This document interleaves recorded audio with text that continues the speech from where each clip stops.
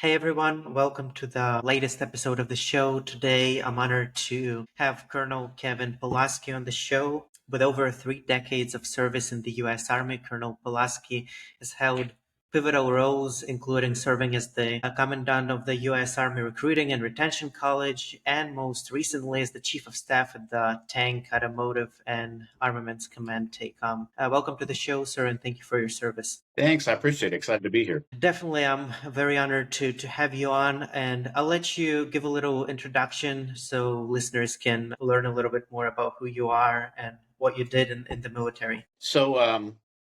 Last Friday was my last day in the Army. So excited about that. 27 years. I never dreamt of being a soldier. I wasn't the kid that had, tanks on my walls. I always wanted to be a baseball player. I just wasn't very good enough. So I ended up getting in an ROTC program while I was in college at Fresno State in Central California. So I said, okay, I'll try this Army thing out. Thought maybe I'd do it for like 4 years, get a little bit leadership experience, enjoy it, and started as an infantry officer in 1998. And then right when I was about ready to leave the service, 9/11 happened, which obviously changed everything for a lot of us, and to include myself. And I just thought, man, we're under attack. I can't leave the Army. And I ended up switching positions. I left the infantry and went into logistics, specifically the transportation corps. And since then, I've spent 23 years in service in the logistics field, and I've had a pretty unique career in that. I've been able to be an instructor. I led a recruiting battalion. I was the commandant of an academy. I worked in HR at HRC in the Army. Have done some logistics roles in Army Sustainment Command and Tank-automotive and Armaments Command. So really been blessed to be able to not just kind of do one thing, but to be able to do a lot of different things. Work with a lot of great people, a lot of great leaders. So I've been very, very fortunate in my career. So I'm excited to be here. Definitely, and I obviously want to share to give you my support as you transition to the civilian life. I know that it's not easy at all, and I assume this is one of your first public appearances after the. This is my first public appearance after the Army, yes. Nice, nice. Well, I know that you're also, if I'm not mistaken, I went through your LinkedIn. From what I understand, you are interested in pursuing maybe some consultant roles as the civilian, or what is your outlook of the future? That's kind of crazy, right? So for 27 years, I've been told where to go, what to do, what uniform to wear. And so I recently bought a new house. So you can see I have all my boxes here unpacking. And so, it's just crazy because I've never had, different opportunities. So really trying to talk to a lot of mentors who've gone out and gone consulting or leadership or public speaking roles, and maybe something, say, in the Defense Department, and maybe something just like crazy in the civilian world where I can do kind of this, the first steps are trying to figure that piece out. So we'll see where the civilian world takes me. Got it, got it. Well, I'm sure you'll definitely find yourself in this new environment. And, I've talked to a bunch of folks a bunch of veterans who have transitioned to the civilian life, and it might take some time, but, and different people shared a different mindset approach to this. Like some people were fine with that from the get-go, some needed some time of adjustment, and you'll probably have more time with your family. Hopefully you'll figure it out very quickly. Yeah, I think one of the things that I've been fortunate with is the last really 5 to 7 years of my career, I've been in mainly civilian-based organizations. So it's been more civilian heavy than military. So that's been kind of a nice off-ramp for me in being, I was in the military, being surrounded by a lot of civilians and great civilian workforce, Department of the Army civilians. Got it. Well, since you have served in the military, in the Army for a long time, the first question on that front is regarding leadership. What's your leadership philosophy? How it evolved over the years? Tell me everything you know about it. For sure. That's a great question. So I know when I came in as a young second lieutenant, I was 23 years old, and I thought, man, I'm going to be the next General Patton or the next General Bradley, or, you see these movie type figures and you think, man, this is how I got to be. And over time, obviously my leadership style has drastically changed. I think for me, the question I ask myself every day is, what am I doing to make my employees want to come to work? And if I can create an environment where people want to come to work, then my ability to make mission is extremely easier, right? And so instead of coming there and saying, hey, what do I have to do to make mission today? I'm coming to the office saying, what am I going to do to make people want to be here, right? And maybe for you it's bringing donuts on Friday, and maybe for the next person it's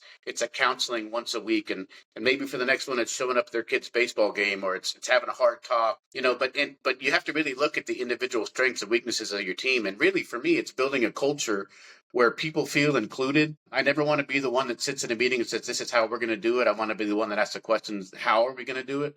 And get that bottom up feedback, right? But to me, it's, I've always tried to change cultures where I went, and hopefully left it a little bit better than I have. But to me, that's, we are in a mission focused world. We're in a mission set mindset in the Army. But if you really can build a culture where people want to come to work and where people feel like they're part of the team and they're a value asset, then that to me is really the last 5 to 7 years since I've become more of a senior leader, really where my leadership focus has been on creating and building teams and a culture where people feel included. And on that note, you mentioned General Patton, and I know that some people have misconceptions about the military and how leadership and command works in terms of how do you balance just, commanding, saying what to do versus giving some freedom to your subordinates and letting them lead themselves and have more freedom. Yeah, it's a What's the great question. balance for you? Yeah. For me, it's about trust, right? And understanding. To me, it's understanding the strengths and weaknesses of your team. And what I've learned, is instead of me trying to focus on making your weaknesses better, I want to focus on your strengths, and I want to give you things that are strengths, right? And so this is a silly thing that I learned a long time ago, but we would always have, wherever I went, I would try to classify people as what we would call swimmers or non-swimmers. And swimmers are your really strong, people that are really, really good and that you trust. And then your non-swimmers are people that maybe aren't as good or maybe need a little bit more support. And so when I look at tasks, I think, okay, the importance of this task, what do I put a swimmer on it? Do I put a non-swimmer on it? A lot of times I'll try to pair my non-swimmers with my swimmers and kind of get them to kind of mentor and help each other. But for me, it's about building trust and learning specifically the strengths of your team. And then if you know someone has a weakness, it doesn't make any sense to give them something they're weak at. Find someone else that's strong in that suit, give it to them, and then allow people to really do what they're good at, and you'll get the best out of them and the best out of your team. Can non-swimmers become swimmers? For sure. Absolutely. Yeah, through a lot of it is through being paired with swimmers, right?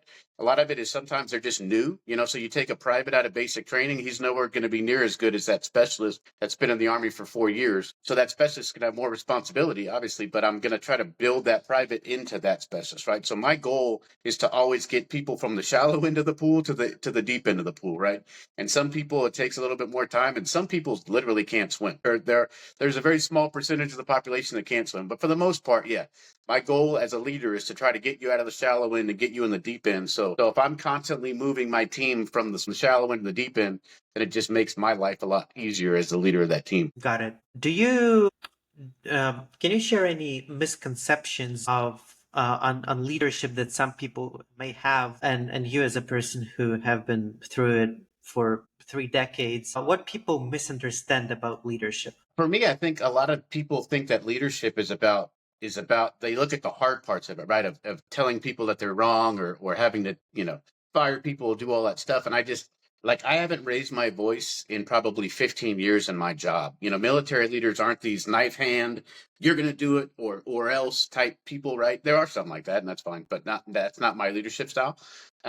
I think leaders are just people that really, again, it goes back to that trust thing. But I think that there's a misconception, especially with military leaders, that we're going to, we're this hard ass guy or gal that's going to come over the top and say, you're going to do it. And really, that's not what the Army is really about, because there's so many, you look at even our enlisted corps, these guys all have bachelor's degrees and master's degrees, and they have years of experience. As a second lieutenant coming in, I had 1 day of experience. My platoon sergeant had, 18 years of experience. So for me to get in there and tell him, you're going to do it my way or the highway, well, I would have been an idiot, because, I'm not using all of their experience. So I think that's kind of this misconception that people look at military leaders and they think, oh, they're probably hard asses that are screaming and yelling all the time and getting in your face. And very few people are like that, because we just can't. Your teams are so talented in today's society that you really have to do that team building in bringing everyone together as opposed to just, hey, do it this way. Got it. Got it. Thank you for sharing that. You also mentioned mentorship. Are you still mentoring people after you left the military? So I am. So I have 7 kids or I say kids, they're between captains and lieutenant colonels now. To me, mentorship is a big deal and it shouldn't be taken lightly. I've talked about it. I've taught a lot about it when I was an instructor about mentorship. And to me, the first step of mentorship is you have to ask the question. I call it going to prom. So you have to ask the question and say, hey, will you be my mentor? And don't just assume that, oh, well, I like this guy. He's my boss now, so he's my mentor. Or I like this gal. She's my boss now. She's my mentor. Because for me, if I'm going to mentor you, I'm going to spend a lot of time with you, right? And I'm going to invest in you. I had a lieutenant colonel call me last week who I mentor, and she was having some issues with her next job. I will drop what I'm doing to talk to her, right? And I will do whatever I can to try to help her, give her advice. If I need to call someone and say, hey, this is a really good person, you should hire her. Not that I wouldn't do that for everybody, but it's just, to me, it's a different role. And I think when I, like my mentors that I have are people that I really like their leadership style. And I have mentors that are in the Army, and then I have mentors that are outside of the Army, because I think it's important to get that kind of outside of the Army perspective. And you don't always want to get people that are exactly like you. It's good to have a couple people that share your leadership style, but to get that kind of bigger swath. So for me, I have 5 mentors, and like I said, I mentor 7 people. So to me, it's important, especially when you look at, okay, well, this individual has done these things to get to a position where I want to be. So how can I pick their brain to kind of figure out how I stay on that path and then get that advice? And it could be personal advice, it could be professional advice, whatever it is. Yeah, you mentioned non-military mentors, and the thought that popped into my mind was, are you genuinely curious to explore this business world, corporate America, and to see how you can apply your everything you learned about leadership and just this mindset that you developed into that world? Or do you want to stay close to the military and keep mentoring them as your first interest? I think for me, it would be I would welcome the challenge to go into a civilian world, because I think some of the stuff that we do, the way that we plan in the military, can be moved quickly over to the civilian world.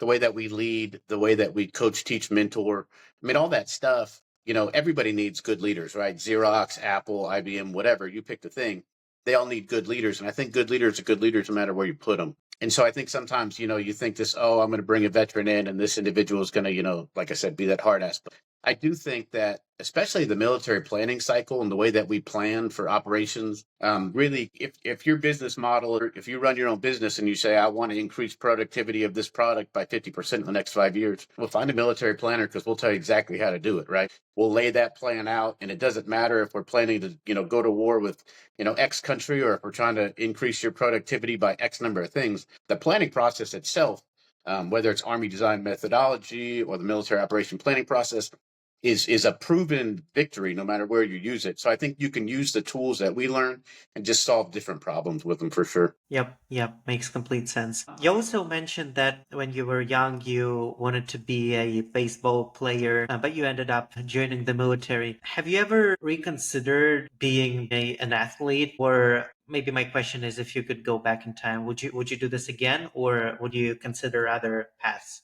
Yeah, so I would 100% tell my younger self, do this again a million times over. Again, I kind of backdoored into it. I played rugby in college, and the ROTC instruct the recruiters on my rugby team, which is kind of how I went into it. I was never talented enough to be a professional athlete at anything, so that wouldn't have been an option. But, looking back at that time of my life when I was 3 years in and I thought, man, I'll get out and, go work in corporate America, I couldn't imagine not seeing the world where I've seen it, not building the relationships, not getting able to lead, some of the greatest people in the United States. So for me, yeah, I really think if I would have gotten out 20 years ago and not had the career I had, I would have really had a ton of regrets. And it was hard just because 9/11, like, you didn't want to be that guy or gal that's getting off the team when the team's getting ready to go fight, right? And then that just hooked me in. And I was never the one that was like, oh, I've been in 10 years, I might as well stay in. I was the one that was like, man, I can't wait to get up and go to PT and get after it today. Because in the Army, after 27 years, I've had some bad bosses. I've had great bosses.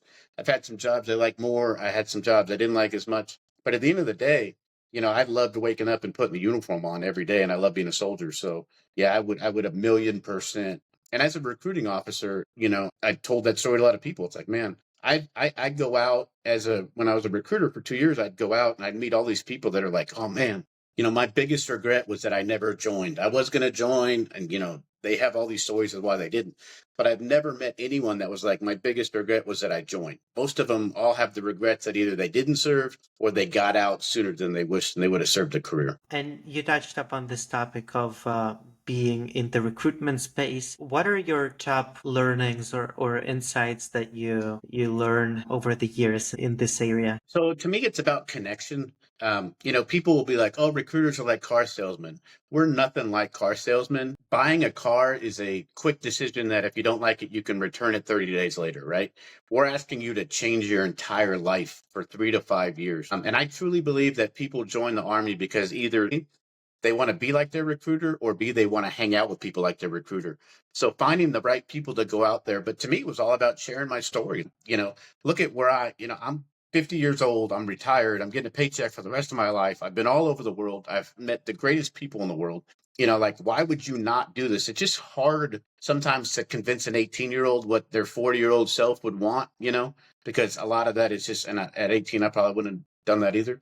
But to me, it's really just about making that connection and telling your story. And everybody has an Army story that's in the Army. And I've recruited a kid that had a dirt floor in an outhouse, right, in Eastern Kentucky, and I've recruited really well off kids. And it doesn't matter. Like the Army, what I love about the Army is the Army, the greatest equalizer in the world. I wasn't a very good college student. In fact, I had like a 2.1 GPA when I graduated college. The Army never asked me my GPA. The Army asked me to show up every day and work. And that's what I was able to do, right? And through hard work and dedication, I was able to make frickin' colonel. And when I left college, I would have told you I will never go back to school in a million years. I hated school. And the Army paid for me to get 2 master's degrees. So it's really just, that maturing process. But to me, it's like, hey, man, where else are you going to get these opportunities to lead people, to learn a trade? And then, like, if you get out after 4 years, you've got leadership experience, you've got VA preference, you've got free college, you've got all these benefits that it's just really, sometimes you just want to shake them and be like, man, like, this is the perfect thing for you.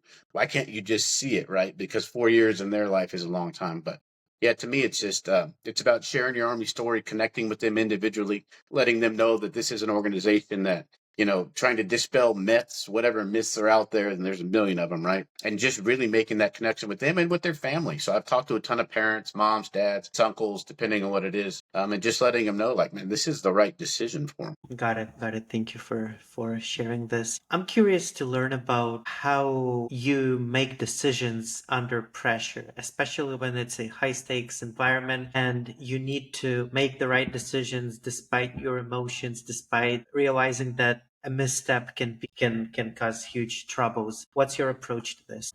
So the first thing is to rely on training, right? So the Army is pretty good about training us. And so, like, what if I think back to my days in Iraq when I was a company commander and we were running convoys down Red Irish every day, right? That's, when you're getting shot at or that's happening in combat, you just really a lot of times rely on that training and just be like, all right, I've done this. We practiced this. We went over this. And so let's just rely on that, right? So that was, I wouldn't say it's easier, but it's just muscle memory of, okay, shots coming from the right, everybody do this, right? Shots coming from the left, everybody do this. Vehicle breaks down, everybody do this. And we were so well versed in it and did it so often that those kind of, they're almost the life or death decisions at the time, but you don't even think about it at the time because you just rely on that training, right? And the military is so good at training you. As you get more senior in your career and now you're making decisions with millions of dollars, sometimes hundreds of millions of dollars, or what to do in these bigger, situations, which aren't life or death, but downstream of your decision, there may be life or death to a kid, whether they're going to use that piece of equipment or do whatever with it, right? To me, I think perfect is the enemy of good enough. I think sometimes I don't want to rush to hear your thing and say yes, but I also don't want to take 10 years to make up my mind, right? So I want to get experts involved because I'm not the smartest guy in the room. I want to get the opinions from all the experts. I want to weigh it. And then at some point, you just got to make a decision and then you got to go with it, and that's a lot of times people are either afraid to make the decision or they'll make the decision hesitantly. I think you just take the best information that you have, create a good group around you that are super smart, and you take all that input, and that's your job, right? Our job as commanders is to make decisions. And so we just make the best decision at the time, and then we go with it. And then you hope that you've built that relationship. I go back to I think a great relationship is like as a commander and a sergeant major. I've had great sergeant majors, and behind closed doors, my sergeant majors and I have had very animated conversations. You know, like I said, I'm not a yeller, but I've had sergeant majors that are yellers that are telling me, "You're an effing idiot. You're not, this is the stupidest decision you're ever going to make." And I would listen to them. I would take their counsel. Sometimes they'd change my mind. Sometimes they wouldn't. But at the end of the day, I'd be like, "All right, hey, look, man, this is what we're going to do. We're going to go forward." And they'd be like, "Yes, boss, salute." And then when they walked out that door, they would sell that idea like it was their own, right? Because there can't be any gaps in that relationship. And so to me, that's the other thing is be confident and mature enough in yourself to allow people to come. Like I've had multiple people come into my office and tell me I'm an idiot or I hate this decision that you made. And I'd be like, cool, let's talk about it, right? It doesn't offend me. And I want to be I want to be a type of leader that allows that feedback to come in, because if not, if you're afraid of getting those dissonant opinions, a lot of times you're just going to surround yourself with people that are just going to say yes to you, and then you're not always going to get the best decision. So I've always liked disagreement. I've always liked people to push back on me, and I like to have those conversations. But then at the end, hey man, I'm in charge, and we're going to do it this way, whether it's your way or my way. We're going to do it this way, and then knowing that as a command team or as a group, we're all going to go forward and run with that decision. Got it, got it. And I like that you mentioned training as one of the main ways to deal with uncertainty. And I've thought about that a little bit and thought how you can apply this to a civilian world, because obviously the military is the army, the US Army is great at training. But in the civilian life, you don't necessarily practice a lot of things that can go wrong, like you do in the military. You might not have an answer to this question right now, but just wanted to say that maybe you have some ideas on how to use this idea of training in the civilian world to mitigate risk and uncertainty. Yeah, I mean, I think it absolutely can be. We call them battle drills, but I think there can be a battle drill for whatever that you're in, right? I know, like, the easy one would be active shooter, right? So people probably train active shooter all the time. They probably do it once a year. They probably don't care about it. And when God forbid an active shooter ever happen, I bet they're going to wish they did that training, right? Not a fan of online training, not a fan of any of that stuff, right? I think if you're going to train, it needs to be like, bring everybody in. This is what we're doing. This is why we're doing it. And I think battle drills for me are how I live my life, right? I have a battle drill. If I walk into a restaurant, I think in my mind, like, okay, what am I going to do if something happens, right? But it could be for anything, right? So, I mean, if you work at the Apple store, there could be a battle drill, hey, if a customer comes in and raises their voice, we all do this, right? Because I do think people just wait for situations to happen and then kind of all look around like, well, what do we do? So train on it. Yeah, it'll take 2 hours every Thursday morning and pick a topic and say, hey, this 2 hours, every Thursday morning from 8 to 10, we're going to do training, right? And we're going to train on, it may be as simple as customer service, right? We're going to train on how we talk to people on the phone. We're going to train on this new piece of technology that came in that we're selling so that everybody knows it, right? But I think that people in the civilian side, again, I haven't spent a ton of time there, but they don't think like that. And to me, it's like, hey, my calendar is my life, and I need to set out time. I can't just be like, hey, everybody go get trained on the new phone. No, from Thursday morning from 8 o'clock till 10:30, we're all going to train on the new phone. We're all going to come together. I'm not going to send you a video and hope that you watch it or don't watch it or watch it while you're watching something else. I'm going to focus us on that. And I think that's something the civilian world could use, is dedicating that time and bringing everybody together, whether it's Zoom or in person, and saying, hey, we're all going to get after this. Take the questions, run through scenarios. Hey, and so that way, you're basically building muscle memory in the case that these events ever happen, whether it's, something bad reacting to an active shooter, or it's something like, hey, I want to have the best salesman here. We're going to train on sales techniques every Wednesday morning for 3 hours. We're going to bring in an outside person, or I'm going to train you guys on how to close or how to sell or how to, make initial conversation, but bringing that in and not just assuming everybody knows what's going on. Well, you can definitely bring this idea to the business world, and I think it might be a good business opportunity as well, because from what I can see, this is something that businesses and individuals, they do neglect on this side of things, and training and getting yourself prepared for the situation. This is something that needs to be improved for sure. Yeah, I agree. Because training takes time, right? So if you're going to stop doing what you're doing to train, then you're not doing what you're supposed to be doing, whether it's, working at a fast food restaurant or selling a product or answering phones or whatever it is. But you take risks because you're like, oh man, I don't want to stop us doing this thing. And I don't want to bring in people on a separate time to do it. And so they just say, oh, well, screw it. We don't want to, disrupt the flow. But I think that you'd be a better organization by doing that. Yeah, and for the last topic, I let you share any piece of wisdom or any lessons or advice that you want to put out there, maybe for young listeners in their early 20s. Just feel free to share whatever Yeah, you so wish. for me, and I get this question a lot. The two main questions that we get as military officers, senior officers, usually is what keeps you up at night, and then what's your one piece of advice if you had to give any to somebody. And to me, it's build relationships, it's build positive relationships, and lead how you want to be led. So I like to be given freedom. I like to have someone come. I like my boss in my last job was a great American, Major General Layler, and he would come in and say, hey Kevin, I need you to get this done. Didn't tell me how to do it, didn't tell me what to do. He would just say, Kevin, get this done.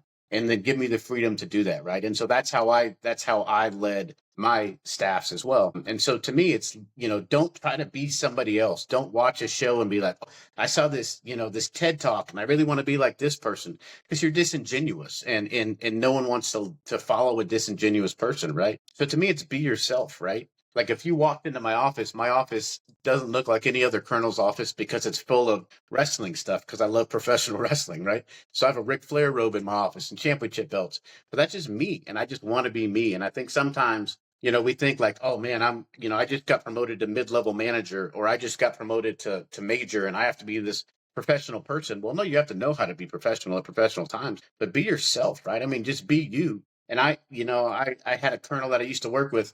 I mean, he was the geekiest kid in the world, but man, he was very comfortable in his own skin. And I didn't know anything about Star Wars or Harry Potter, but that was his jam.